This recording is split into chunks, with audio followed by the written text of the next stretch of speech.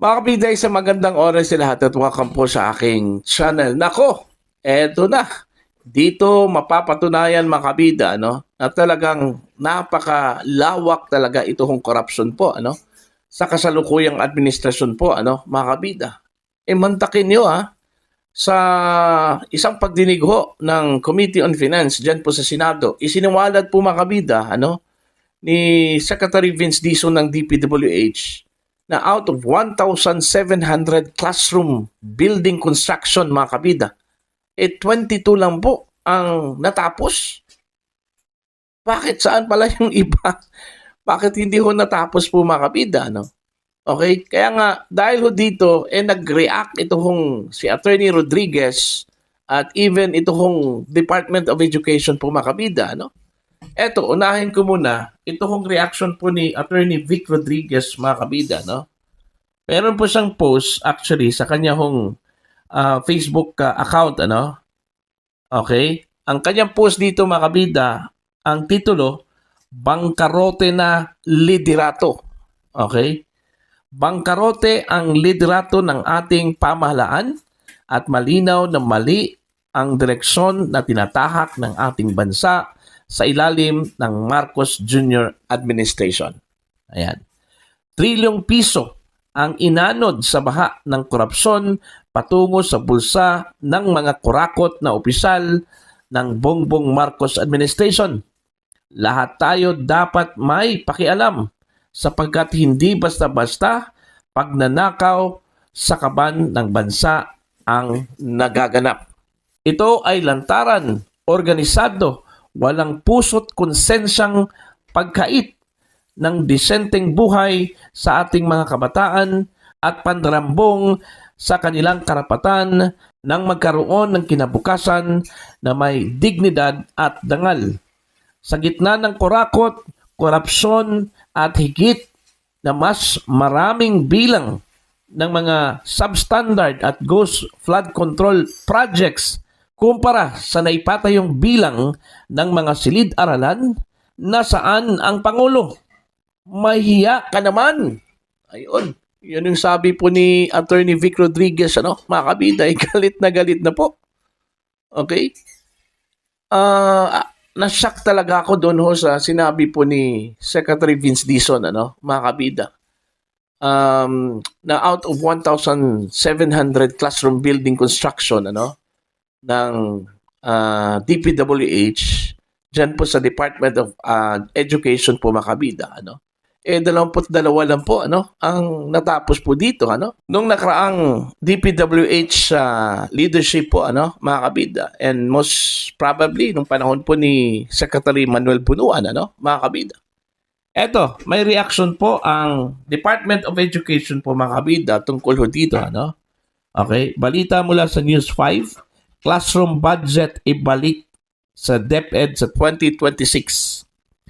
Ito ang panawagan ng Department of Education o DepEd matapos isiniwalat ni Department of Public Works and Highways o DPWH Secretary Vince Dizon sa pagdinig ng Senate Committee on Finance nitong Lunes, October 20, na 22 classrooms lamang ang nakumpleto ng kagawaran para sa 2025. Hindi katanggap-tanggap na 22 classrooms lang ang nagawa sa ilalim ng nakaraang pamunuan ng DPWH sa kabila ng pondong ibinigay at tulong mula sa DepEd. Saad sa pahayag ng DepEd ngayong Martes, October 21, sisikapin naming tuparin ang direktiba ni Pangulong Marcos na may patayo ang 40,000 classrooms bago matapos ang 2028. Ang tanong, kakayanin kaya yan? Imagine 40,000 classrooms po mga kabida ang nabanggit ho dito na tatapusin daw bago ho bumaba sa pwesto ito hong si Pangulong Ferdinand Bongbong Marcos. Kakayanin kaya ito? Hindi nga kinaya yung 1,700 classroom buildings po mga kabida, Out of it, 22 lang po yung natapos na kompleto, mga kabida. Ang tanong po dito, nasaan po ang budget doon ho sa 1,700 classroom buildings na kinonstruct po mga kabida ng DPWH. Nasa bulsa na naman. Okay? Yun yung dapat imbestigahan po ngayon, mga kabida. Bakit out of 1,700 classroom buildings construction, 22 lang po yung natapos? Sino ang nagkapera doon? Okay? Ito, marami pa talagang lalabas po dito na corruption issue po mga kabida ng DPWH. Hindi lang po ito Una, yung flood control projects. Pangalawa, classroom buildings na naman. Although, sinabi na po ito, okay, ni Engineer Bryce Hernandez sa isang pagdinig po makabida, na halos lahat daw ng mga classroom buildings na kanilang kinonstruct substandard po makabida. Hindi man ghost projects, okay, substandard. Mantakin nyo yan, Hindi naman po naawa yung mga taong ito, sa kalagayan po makabida ng infrastructure programs ng Department of Education. Okay? Para ito sa kinabukasan po ng mga kabataan po makabida, pero yet, ito ang ginawa po nila, Okay? O hindi pa po kasali ho dito mga kabida, ito ho mga road construction, drainage construction, ang dami pa pong mga proyekto po ng DPWH na posibleng meron pong corruption po mga kabida, So, ang dami hong aalamin ito hong si DPWH Secretary Vince Dizon mga kabida. At mas lalo hong tatanda ho dito mga kabida, ito hong si Vince Dizon. Okay? Ilang buwan pa lang na naging Secretary of DPWH. Yan na po yung hitsura po mga kabida ni Secretary Vince Dizon. Okay? Bata pa po ito Diba? Pero parang mukhang senior citizen na po. Ito hong si Vince Dizon dahil sa problema dyan po sa kanyang departamento mga kabida. Okay? Stress na stress talaga ito hong si Secretary Vince Dizon. Pero wala siyang magawa kasi tinanggap po niya yung posisyon, mga kabida. Okay? Ito yung nakakalungkot talaga. Ilang taon na po na ginagawa ito ng mga kurakot na opisyal po ng DPWH, Okay? Hindi lang po ito budget po ng DP, May mga budget po ng ibang ahensya po ng gobyerno, okay, for infrastructure po mga kabida, kung saan po ang DPWH ang nangangasiwa sa construction. Hindi pa natin alam yung iba pang mga departamento po mga kabida, kung saan po ang DPWH po ang naghahandle po ng kanilang construction, infra projects mga kabida.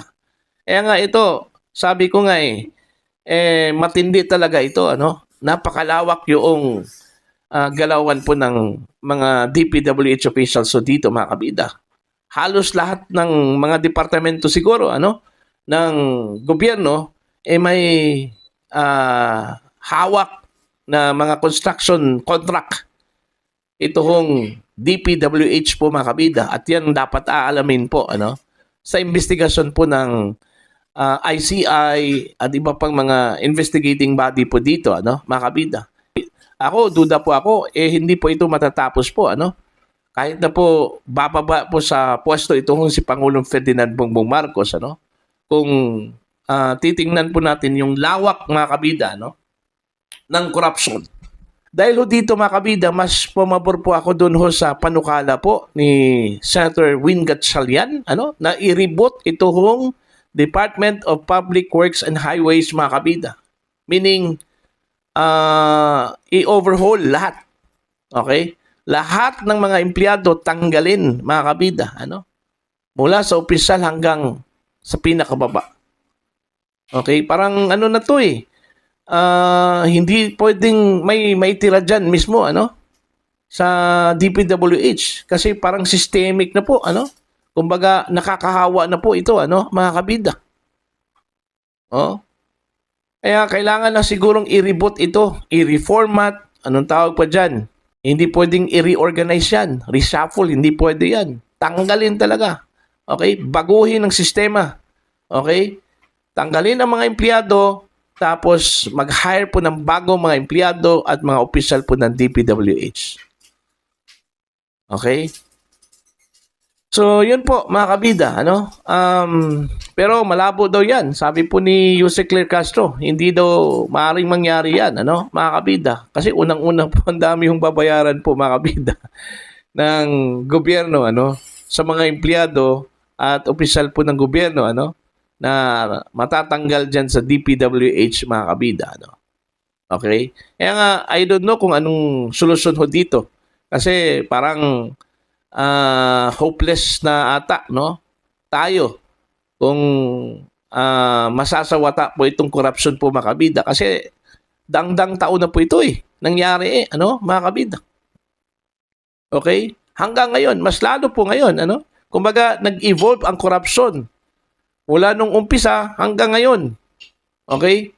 Para kung technology ito mga kabida, no, na taon-taon po, mayroon pong bago, ano? May bagong discovery mga kabida. Okay? Ito, mas malawak po, ano? Mas grabe itong corruption ngayon, ano? Sa kasalukuyang administrasyon po, ano? Anyway, para po sa inyo, mga kabida, ano po ang inyong opinion at pananaw ho dito, ano? Na tila mas lumala po ang issue po ng corruption po ngayon, ano? Mga kabida, dyan po sa DPWH. Okay? Please comment down sa mga hindi pa po subscriber sa iChannel. Please subscribe. Just click the subscribe button. Click the notification bell. Click all para updated po kayo mga kabida sa aking mga uploads. Maraming salamat po sa inyo lahat.